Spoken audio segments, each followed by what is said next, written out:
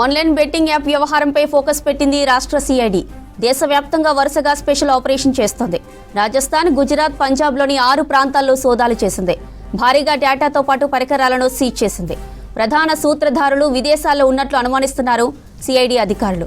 Taj 007, fair play live, Andhra 365, Telugu 365, S365 online betting యాప్లు public నుంచి కోట్లాది రూపాయలు దోచుకున్నట్లు అధికారులు గుర్తించారు. ఆన్లైన్ బెట్టింగ్ యాప్ వ్యవహారంపై ఫోకస్ పెట్టింది రాష్ట్ర సిఐడి. దేశవ్యాప్తంగా వరుసగా స్పెషల్ ఆపరేషన్ చేస్తోంది. రాజస్థాన్, గుజరాత్, పంజాబ్లోని 6 ప్రాంతాల్లో సోదాలు చేసింది. భారీగా డేటాతో పాటు పరికరాలను సీజ్ చేసింది.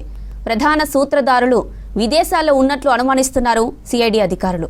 Taj 007, fair play live, Andhra 365, Telugu 365, S365 online betting యాప్లు పబ్లిక్ నుంచి కోట్లాది రూపాయలు దోచుకున్నట్లు అధికారులు గుర్తించారు. రైట్గా ఇదే అంశానికి సంబంధించిన మరిన్ని డీటెయిల్స్ మనకి ధనరాజ్ లైవ్లో అందిస్తారు. ధనరాజ్, బెట్టింగ్ యాప్ దందాపైన డీటెయిల్స్ ఏంటి?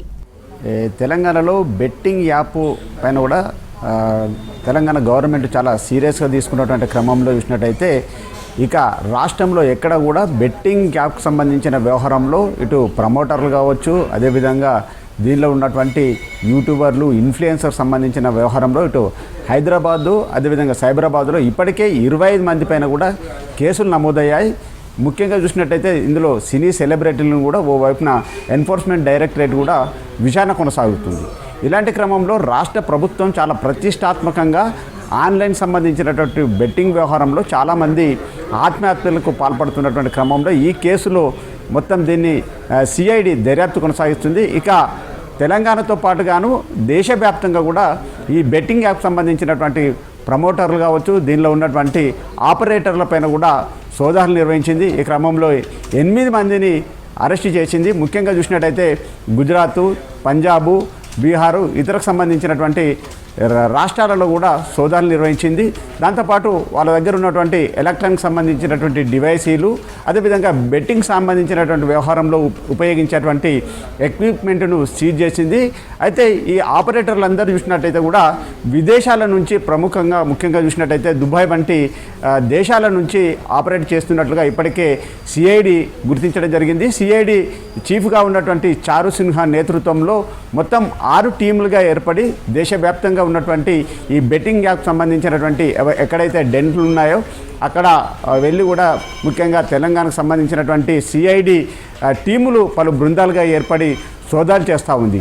దాంతోపాటుగాను ఇప్పటికే ఓవైపున ఎన్ఫోర్స్మెంట్ డైరెక్టరేట్ కూడా భారీ ఎత్తున సోషల్ మీడియా ఇన్ఫ్లుయెన్సర్లు కావచ్చు, యూట్యూబర్లు కావచ్చు, వివిధ సెలబ్రిటీలు కూడా ఈ బెట్టింగ్ యాప్కు ప్రమోట్ చేసి పెద్ద ఎత్తున డబ్బులు కూడా వాళ్ళు ఆర్థికంగా కూడా పెద్ద ఎత్తున కోట్లాది రూపాయలు సంపాదించారనే ఆరోపణలు కూడా వెలువెత్తుతున్నటువంటి క్రమంలో అది కూడా ప్యారలల్గా ఎన్ఫోర్స్మెంట్ డైరెక్టరేట్ విచారణ చేస్తుంది. మరోవైపున కూడా సిఐడి కూడా ఈ కేసును ప్రత్యేకంగా దర్యాప్తు చేసేందుకు ప్రత్యేకమైనటువంటి సిట్ బృందం ఏర్పడినటువంటి క్రమంలో ఇక బెట్టింగ్ యాప్ సంబంధించినటువంటి దర్యాప్తు చాలా వరకు కీలకంగా 60 రోజులు వ్యవధి ఇచ్చినటువంటి క్రమంలో ఈ సిఐడి చీఫ్గా ఉన్నటువంటి చారు సిన్హా నేతృత్వంలో మొత్తం దర్యాప్తు అంతా కూడా చాలా కీలకంగా మారుతూ ఉన్నాయి. ఇందులో ముఖ్యంగా చూసినట్టయితే బెట్టింగ్ యాప్ సంబంధించినటువంటి యాప్లు ముఖ్యంగా చూసినట్టయితే తాజ్ 007 అనేది కూడా, అదేవిధంగా fair play live, Andhra 365, V1 book,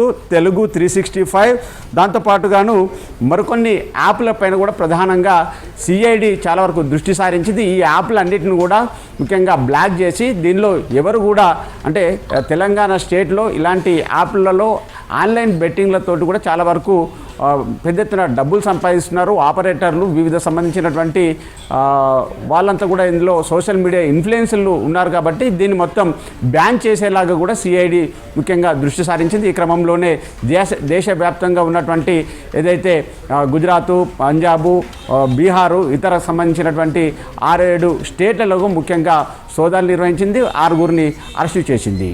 జ్యోతి.